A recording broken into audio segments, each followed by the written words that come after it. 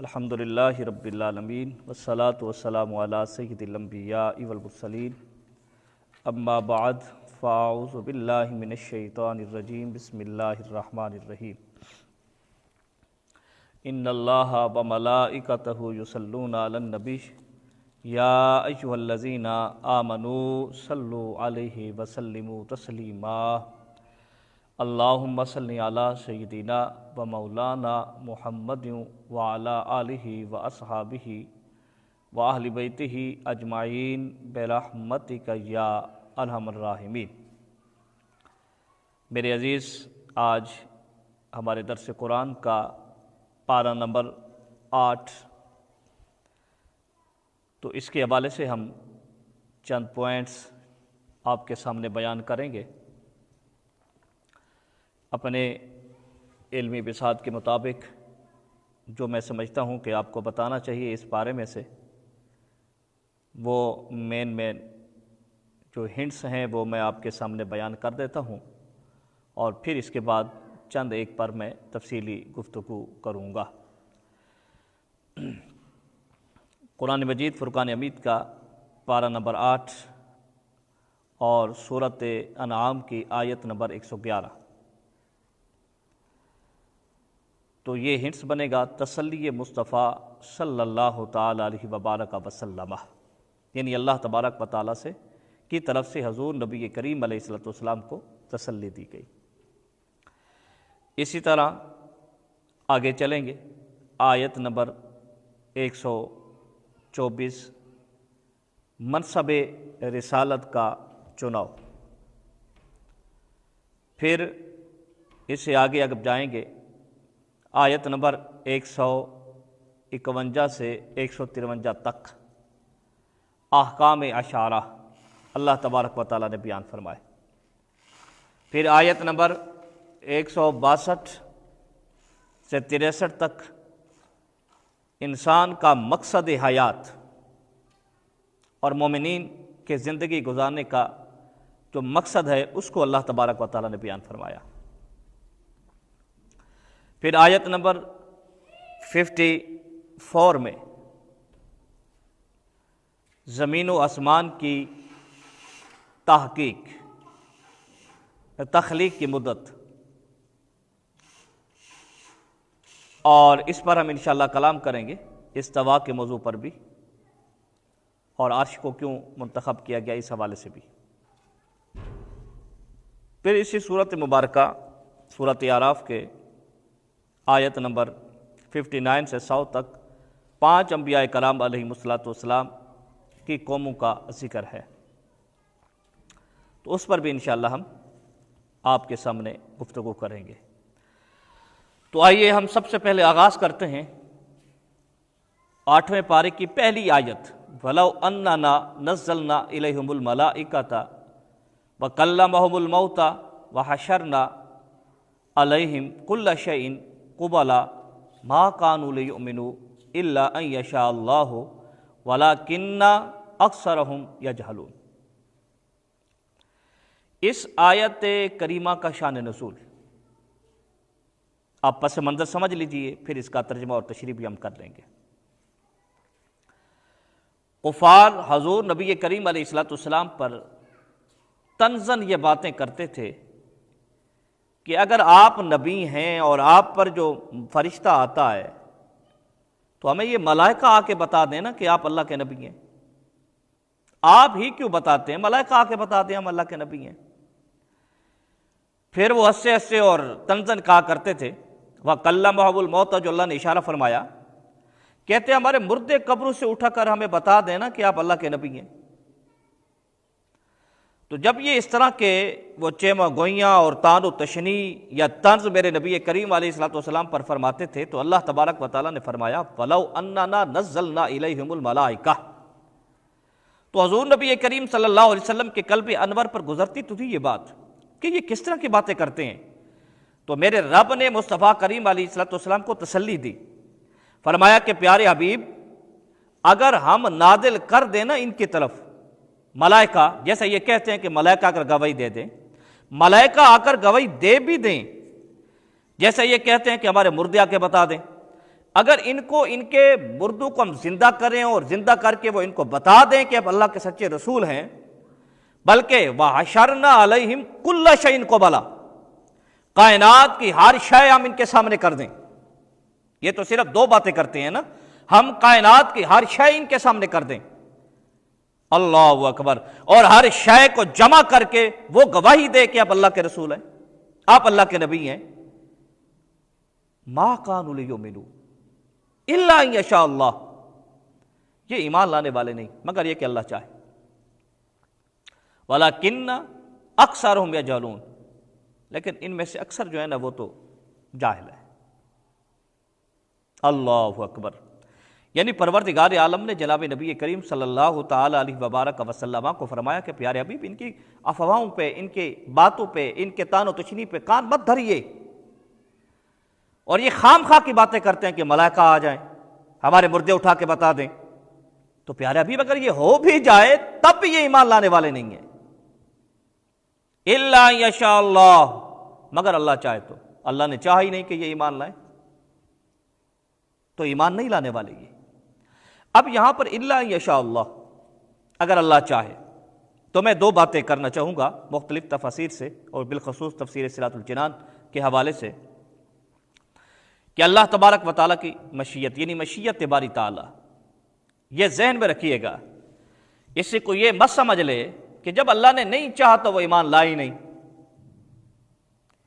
یا کچھ ہیلا بہانہ کرتے ہیں کہ جی اللہ نہ چاہتا تو میں گناہ کیسے کرتا، اللہ نہ چاہتا تو میں نمازیں کیسے ادا کرتا۔ آج میں مسئلہ سمجھاتا ہوں کہ مشیت باری تعالیٰ، اس میں دو باتیں بڑی اہم ہیں، وہ سمجھیے گا۔ نمبر ایک، یہ ذہن میں رکھیے گا مسئلہ کہ اللہ تبارک و تعالیٰ نے کائنات کو بنایا، بنانے کے بعد جیسا ہونے والا تھا یا جو کرنے والا تھا جس انداز سے، اللہ تبارک و تعالیٰ نے اپنے علم ازلی کے مطابق اس کو جانتا ہے، اور وہی لوح محفوظ پہ تحریر فرما دیا۔ یعنی اس کا مطلب یہ نہیں ہے کہ ہم جو لکھا گیا لوح محفوظ پر ہم وہی کرنے والے ہیں، اس سے تو مجبور محض کا نتیجہ نکلتا ہے، یعنی پتھر کی طرح ایک انسان کی حیثیت بن جاتی ہے، ایسا نہیں ہے، بلکہ جو انسان جب جیسا کرنے والا تھا میرا اللہ جانتا تھا، وہ جو کرنے والا تھا وہ پروردگار عالم نے تحریر فرما دیا۔ اللہ اکبر، یعنی انسان کو اللہ تبارک و تعالی نے انسان کے لیے وہی لکھ دیا جو وہ کرنے والا تھا۔ یعنی یہ ان کے مقدر میں، یعنی یہ ایمان لانے والے نہیں تھے، اللہ نے وہی لکھ دیا۔ یہ نبی کریم صلی اللہ علیہ وسلم کی نبوت اور رسالت کی گواہی نہیں دینے والے تھے، اللہ نے وہی تحریر فرما دیا۔ یعنی جو یہ کرنے والے تھے یا نہیں کرنے والے تھے، یا پوری کائنات جو کرنے والی ہے یا نہیں کرنے والی، اللہ نے اپنے علم ازلی سے جان کر لوح محفوظ پہ لکھ دیا۔ ایک تو یہ بات۔ دوسری بات، اللہ اکبر، یہ بات درست ہے کہ واللہ خلقکم وما،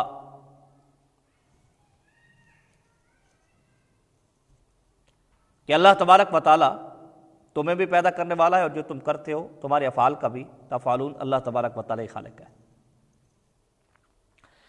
یعنی ہمارے افعال کا خالق بھی ہمارا خدا ہے، ہماری ذاتوں کا خالق بھی ہمارا خدا ہے۔ یہ بات درست ہے، یہ بات ٹھیک ہے، اور یہ بھی بات، یعنی ہمیں بھی رب نے پیدا کیا، ہمارے افعال کا خالق بھی ہمارا خدا ہے۔ اور یہ بھی ذہن میں رکھیے گا کہ جو کچھ ہم کرتے ہیں اس کے ارادے اور مشیت سے کرتے ہیں، اس کی قضا سے کرتے ہیں۔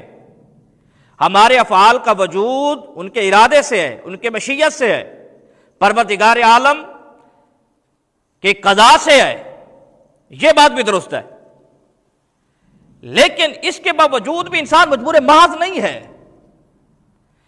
کیونکہ اللہ تبارک و تعالیٰ نے انسان کو اختیار دیا ہے، فَأَلْهَمَهَا فَجُورَهَا وَتَقْوَاهَا، انبیاء بھیجے، پھر عقل و شعور عطا کیا، پھر اچھائی اور برائی، اچھائی کے منافع، برائی کے نقصانات بیان فرمائے، اور پھر آپ اس کو اختیار دیا کہ کون سی راہ چنو گے۔ ہاں بندے نے جو راہ چنی اللہ تبارک و تعالی کا ارادہ شامل حال ہوا، جو وہ کرنا چاہا پروردگار عالم نے اس کی چاہت کے مطابق اس کام کو کر دیا، پیدا فرما دیا، وہ وجود میں آ گیا وہ کام۔ اب میں سمجھتا ہوں کہ بات کچھ سمجھ میں آ گئی ہوگی۔ پہلی بات تو یہ تھی کہ اللہ تبارک و تعالی نے ساری کائنات کو بنایا اپنے علم ازلی سے مطابق، وہ جانتا تھا کہ کس نے کیا کرنا ہے، کون کیا کرے گا، کب کرے گا، وہ اللہ نے لوح محفوظ پہ لکھ دیا۔ ایسا یہ عقیدہ نہیں رکھنا چاہیے کہ جو لکھا گیا ہم نے وہی کرنا ہے، ہاں جو ہم کرنے والے تھے وہی لکھا گیا۔ اور دوسری بات، ہمارا کوئی کام اللہ تبارک و تعالیٰ کے ارادے کے بغیر نہیں ہو سکتا، مالک لم یزل کی مشیت کے بغیر نہیں ہو سکتا، اس کی قضا کے بغیر نہیں ہو سکتا۔ لیکن پروردگار عالم نے مجبور باز نہیں بنایا، فیصلے کا اختیار ہمیں دیا ہے۔ انبیاء بھیجے، کتابیں دی، رسول بھیجے، عقل و شعور دیا، برائی بدی نیکی سامنے رکھ دیے، اب اختیار دے دیے کہ تم جدھر جاؤ گے ارادہ کرو گے میں ویسے فرما دوں گا۔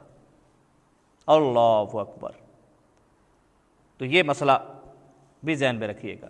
تو یہ جو کفار تھے جو حضور نبی کریم صلی اللہ علیہ وسلم پر ایمان نہیں لائے، تو انہوں نے ایمان نہیں لانا تھا، وہی اللہ تبارک و تعالیٰ نے لکھ دیا۔ اور پھر اللہ تبارک و تعالیٰ نے فرمایا مزید تسلی دیتے ہوئے، وَكَذَلِكَ جَعَلْنَا لِكُلِّ نَبِيٍّ عَدُوًّا، اے پیارے حبیب صرف آپ کے دشمن نہیں ہیں، جو بھی نبی آیا ہے اس کے دشمن تھے۔ کن میں سے؟ شیاطین الانس والجن، وہ انسانوں کے شیطان ہوں یا جنوں کے شیطان۔ یوحی بعضهم الی بعض زخرف القول غرورا، تو فرمایا پیارے حبیب یہ جو شیطانوں انسانوں اور جنوں میں سے جو شیطان ہے نا، یوحی بعضهم الی بعض زخرف القول، یہ بناوٹی باتیں بناتے ہیں، غرورن ایک دوسرے کو دھوکہ دینے کے لیے۔ یعنی یہ پیارے حبیب صلی اللہ علیہ وسلم یہ جو باتیں کرتے ہیں نا بیچارے ایک دوسرے کو خوش کرنے کے لیے، ایک دوسرے کو دھوکہ دینے کے لیے کرتے ہیں۔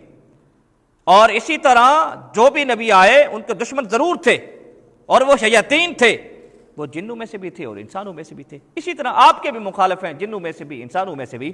اور اے پیارے حبیب صلی اللہ علیہ وسلم یہ جو آپ کے بارے میں بھی باتیں بناتے ہیں، آپ کو کاہن بھی کہتے ہیں، نعوذ باللہ من ذالک جادوگر بھی کہتے ہیں اور مجنون بھی کہتے ہیں، تو پیارے حبیب ان کی باتوں پہ کان مت دھریے گا، اس لیے کہ یہ ایک دوسرے کو مطمئن کرنے کے لیے من گھڑت باتیں، بناوٹی باتیں ایک دوسرے کو دکھا دینے کے لیے کرتے ہیں۔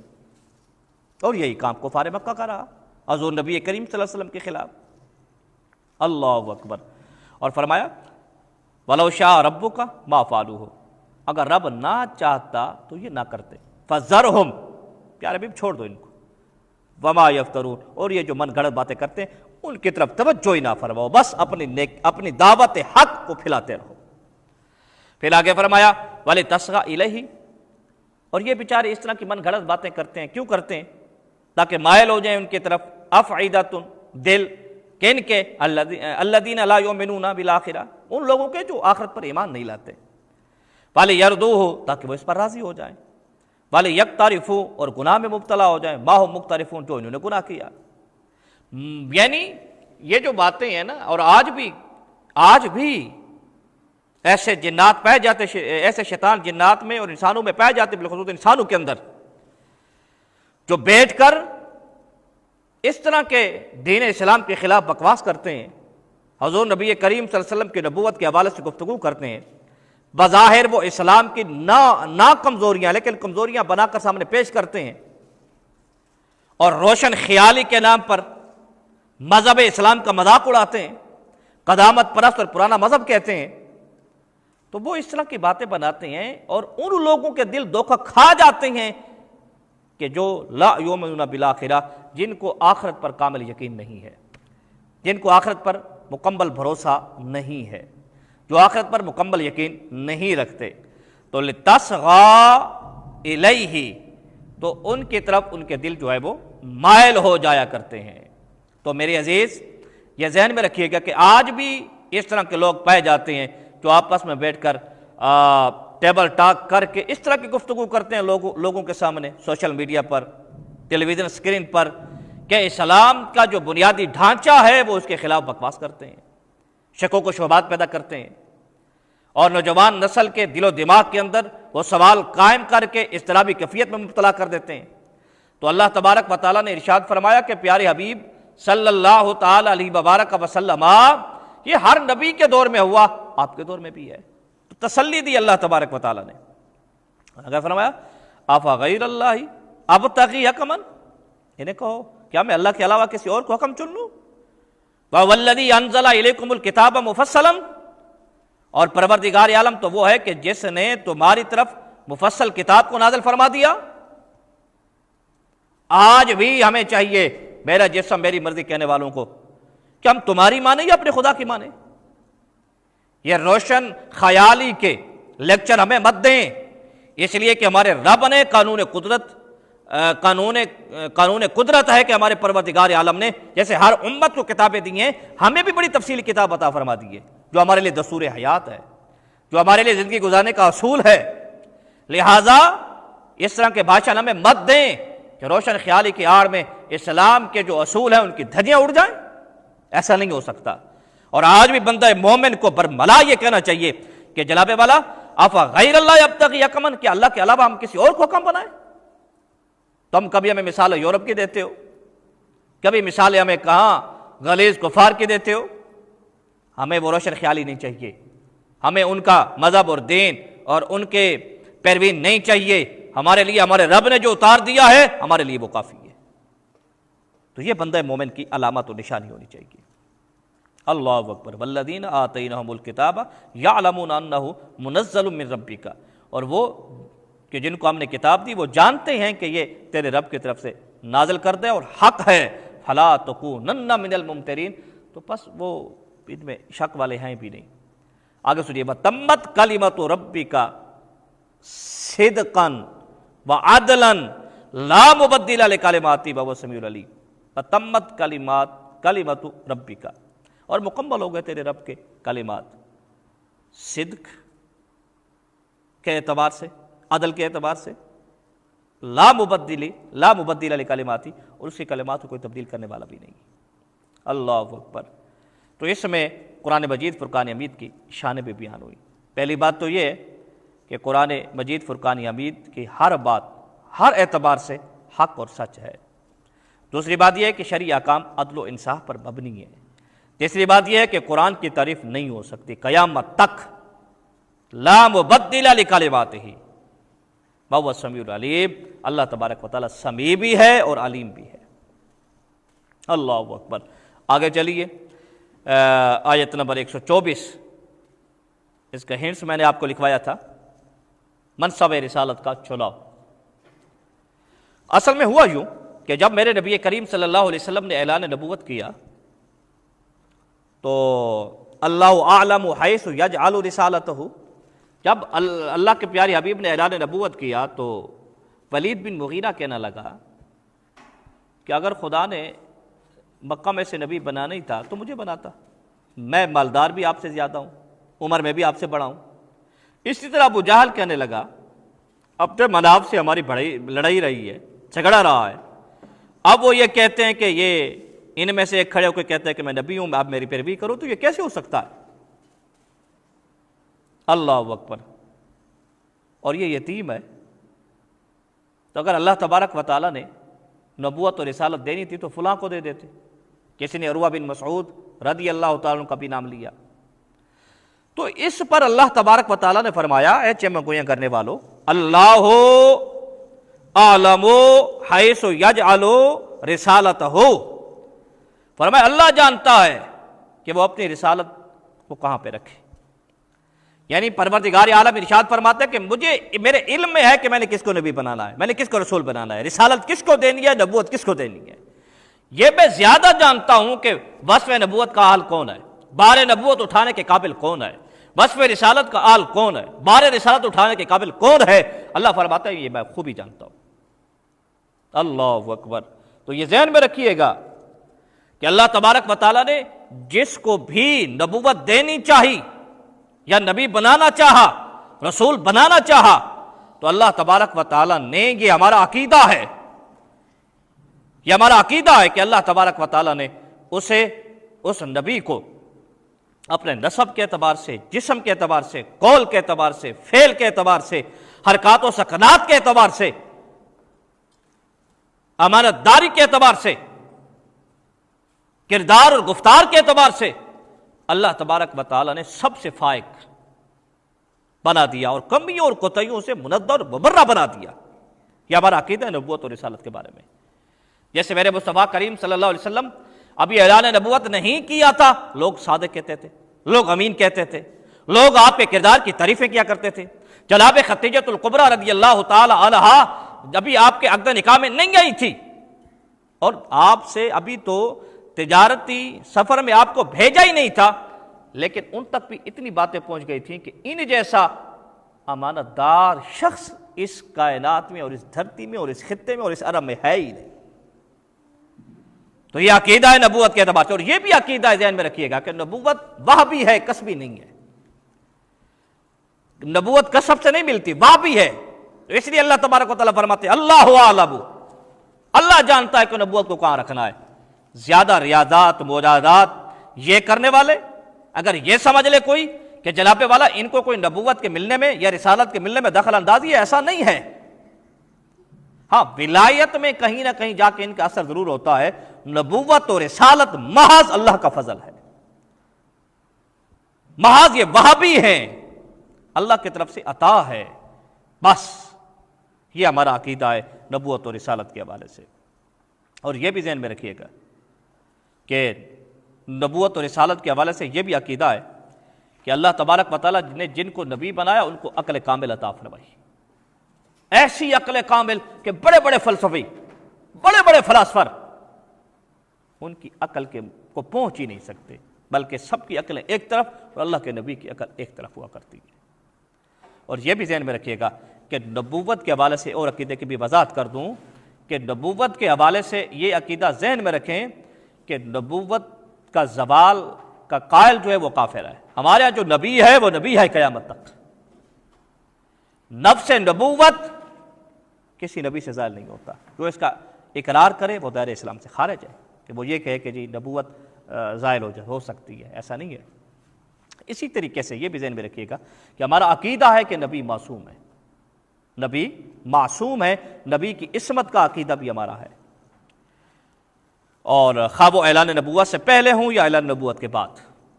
اعلان نبوت کے بعد تو صغیرہ کبیرہ سارے گناہوں سے وہ محفوظ ہیں، وہ معصوم ہے، اور یہ انبیاء اور رسولوں کے ساتھ خاص ہے۔ یہ بھی ذہن میں رکھیے گا، اولیاء اللہ کے محفوظ ہیں۔ کسی امام کے لیے بھی یہ عقیدہ نہیں معصومیت کا، امام بھی محفوظ ضرور ہیں، معصوم صرف انبیاء کرام علیہ السلام اور رسل علیہ السلام کی ذات والا اعتبار ہے۔ تو بہرحال تو اسی طریقے سے یہ نبوت اور رسالت کے حوالے سے ذہن میں رکھیے گا کہ اللہ فرماتا ہے میں جانتا ہوں کہ کس کو نبوت دینی ہے، کس کو رسالت دینی ہے، تمہیں چمہ گویاں کرنے کی حاجت نہیں ہے۔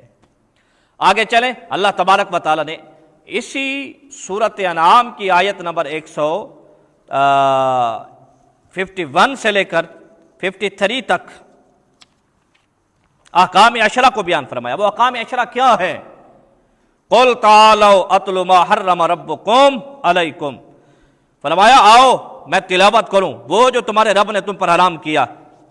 پہلی بات اللہ تشرکوا بہ شیئا، شریک کسی کو نہیں بنانا، وبالوالدین احسانا، والدین کے ساتھ احسان کرنا ہے، ولا تقتلوا اولادکم من املاق، فقر کی وجہ سے آپ نے اپنی اولاد کو قتل نہیں کرنا، نحن نرزقکم وایاہم، ہم آپ کو بھی رزق دینے والے ہیں، ان کو بھی رزق دیں گے، ولا تقربوا الفواحش ما ظہر منها وما بطن، ظاہر و باطن میں فواحش باتوں سے بچو، ولا تقربوا الفواحش یعنی ان کے قریب مت جانا، ولا تقتلوا النفس التي حرم اللہ الا بالحق ذالکم وصاکم بہ لعلکم تعقلون، اور ایک اور بات کہ اب کسی نفس کو بے جا قتل نہیں کرنا جو اللہ تبارک و تعالیٰ نے تم پر حرام کی ہو، ہاں قصاص کی صورت میں یا جو حق ہے اس صورت میں تو کر سکتے ہیں، خام خواہ میں کسی نفس کو قتل نہیں کر سکتے۔ اور فرمایا ولا تقربوا مال یتیم کے پاس پہ نہیں جانا، ہاں اگر تصرف کرو تو وہ آسن طریقے سے کرو، کب تک؟ جب تک وہ بالغ نہیں ہو جاتا، بالغ ہو جائے تو اس کے حوالے کر دو۔ فرمایا وَأَوْفُوا الْكَيْلَ وَالْمِيزَانَ بِالْقِسْطِ، کیل ناپ میں عدل کرو. لا نکلف نفسا الا وسعها، ہم کسی نفس کو اس کی وسعت کے علاوہ تکلیف دیتے نہیں. فرمایا وَإِذَا قُلْتُمْ فَعْدِلُوا، بولو عدل کے ساتھ بولو. لو کان ذا قربا، خواہ وہ تمہارا قریبی رشتہ دار ہی کیوں نہ ہو. وَبِعَهْدِ اللَّهِ أَوْفُوا، اللہ کے وعدوں کی پابندی کرو، پورا کرو. ذَلِكُمْ وَصَّاكُمْ بِهِ لَعَلَّكُمْ تَذَكَّرُونَ. اور فرمایا وَأَنَّ هَذَا صِرَاطِي مُسْتَقِيمًا فَاتَّبِعُوهُ، فرمایا بے شک یہ میرا مستقیم اور سیدھا راستہ ہے، اس کی اتباع کرو. وَلَا تَتَّبِعُوا السُّبُلَ، اور ادھر ادھر کے راستوں کی اتباع مت کرو. فَتَفَرَّقَ بِكُمْ عَنْ سَبِيلِهِ، یہ راستے تمہیں کیا کر دیں گے؟ تمہارے راستوں سے تمہیں ہٹا دیں گے. تو یہ تھے وہ احکام عشرہ جو اللہ تبارک و تعالیٰ نے بیان فرمائے. اسی طرح سورۃ اعراف کی آیت نمبر 54، میں ایک جو مقصد حیات ہے میں اس کو چھوڑ کے جا رہا ہوں، اس کی تفصیل اب بیان نہیں کر سکتا. آیت نمبر 162 سے 63 تک اللہ تبارک و تعالیٰ نے مقصد حیات کو بیان کیا. قل ان صلاتی و نسکی و محیای و مماتی للہ رب العالمین. پیارے حبیب ان سے کہہ دیجئے میری نماز، میری قربانی، میری زندگی، میری موت اللہ تبارک و تعالیٰ کے لیے ہے. اس پہ کلام ہونے والا ہے، لیکن ظاہر ہے کہ وقت بہت ہو چکا، مشکل ہے کلام کرنا اس پر. میں جو ایک مسئلہ سمجھانا چاہتا ہوں، زمین و آسمان کی تخلیق، اس حوالے سے یہ ہے قرآن مجید فرقان حمید سورۃ اعراف، اس کی آیت نمبر 54 کہ ان ربکم اللہ الذی خلق السماوات والارض فی ستۃ ایام، بے شک تمہارے رب اللہ نے تمہارا رب اللہ ہے جس نے زمین و آسمان کو 6 دنوں میں پیدا فرمایا.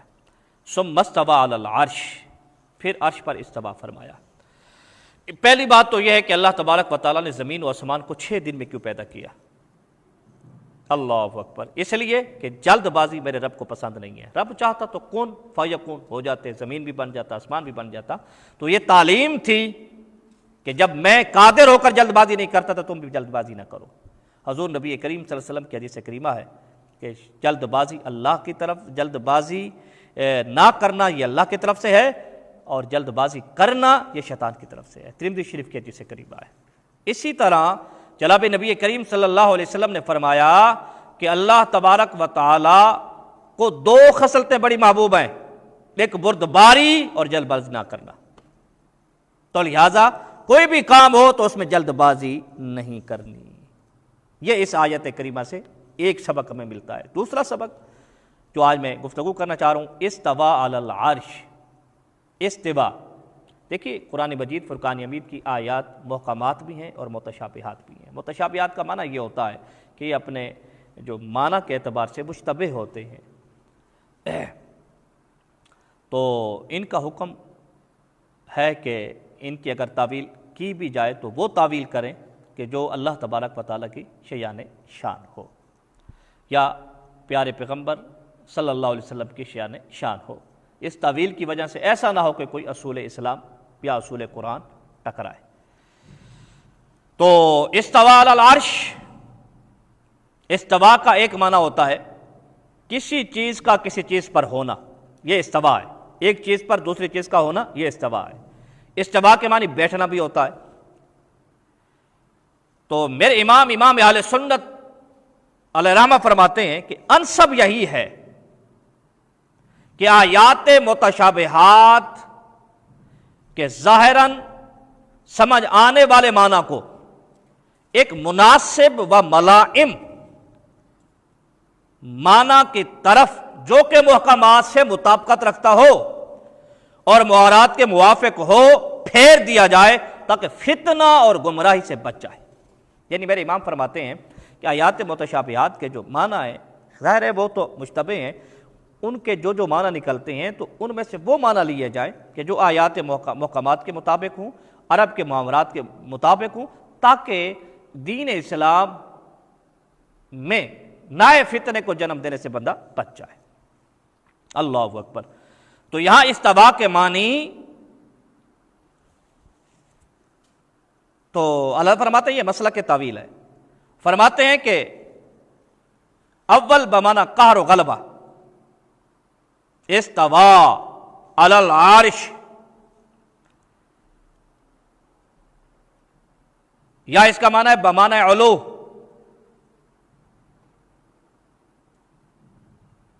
یا ہے قصد و ارادہ کے معنی،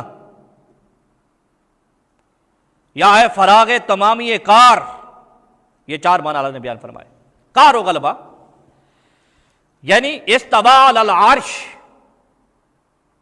عرش لے کر پوری کائنات مراد ہے، یعنی استوا علی العرش، اللہ تبارک و تعالی نے زمین و آسمان کو بنایا، اور استوا علی العرش یعنی وہ ساری کائنات پر غالب ہے، ساری کائنات پر غالب ہے، کیونکہ عرش ساری کائنات سے بلند ہے، تو جب وہ عرش پر غالب ہے تو ساری کائنات پر غالب ہے۔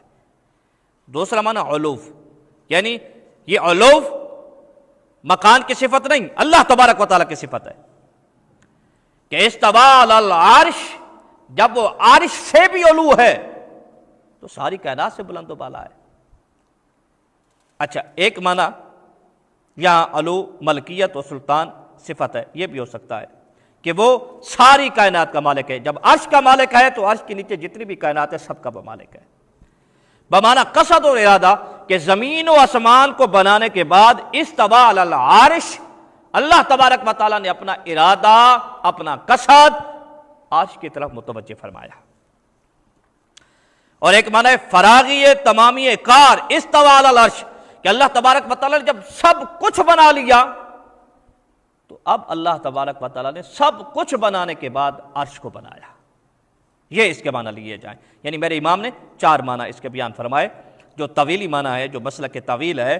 فرمایا استوا کا ایک معنی قہر و غلبہ، دوسرا معنی علو، تیسرا معنی قصد و ارادہ، چوتھا معنی فراغی و تمامی کار۔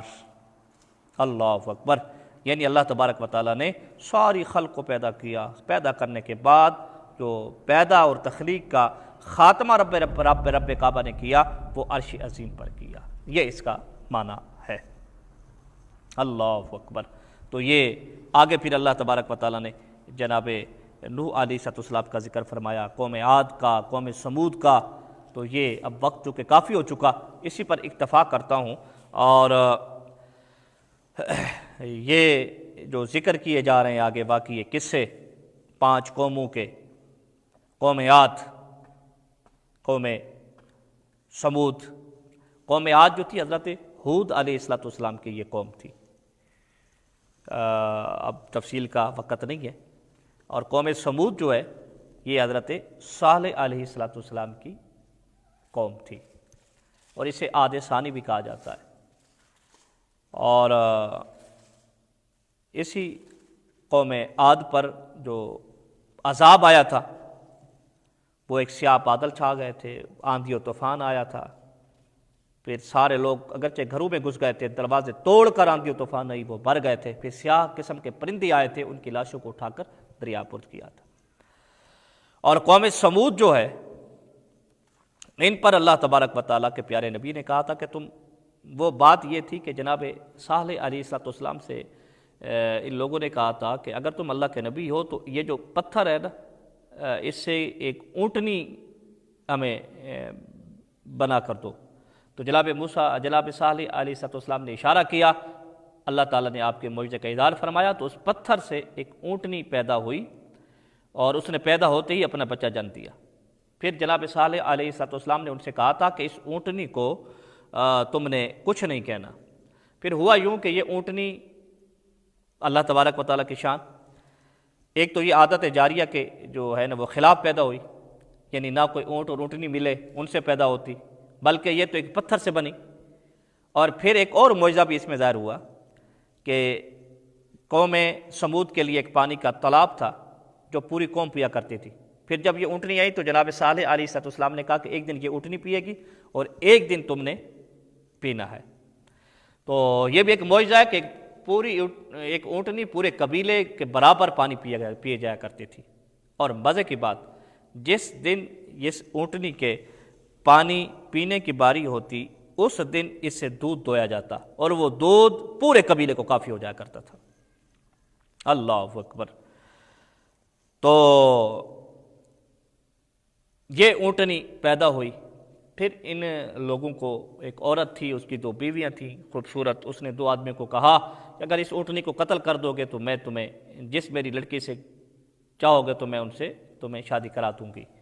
پھر انہوں نے اونٹنی کے جو کونچے ہیں وہ کاٹے تھے، تو جب اللہ کے نبی نے یہ دیکھا تو فرمایا تم 3 دنوں میں ختم ہو جاؤ گے۔ ایک دن ان کے چہرے کے رنگ میں زردی چھائی، پھر سرخی چھائی، اور پھر سیاہ ہو گئے۔ تیسرے دن ہی اللہ تبارک و تعالیٰ نے ایک ہولناک آواز کے ذریعے سے ان کو دنیا سے، یعنی وہ چلے گئے، وہ مر گئے۔